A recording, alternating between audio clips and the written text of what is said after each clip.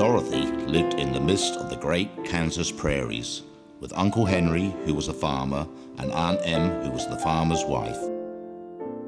Their house was small, for the lumber to build it had to be carried by wagon many miles.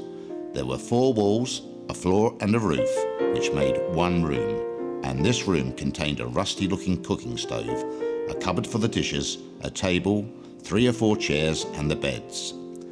When Aunt Em came to live there, she was a young, pretty wife, but the sun and wind of the prairies changed her. They had taken the sparkle from her eyes and left them a sober grey. Uncle Henry never laughed. He worked hard from morning till night and did not know what joy was. He was grey also from his long beard to his rough boots, and he looked stern and solemn and rarely spoke.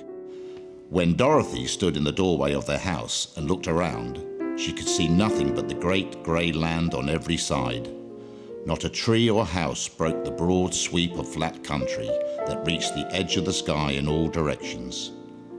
The sun had baked the ploughed land into a grey mass, with little cracks running through it. Even the grass was not green, for the sun had burned the tops of the long blades until they were the same grey colour to be seen everywhere. Even the house was dull and grey as everything else.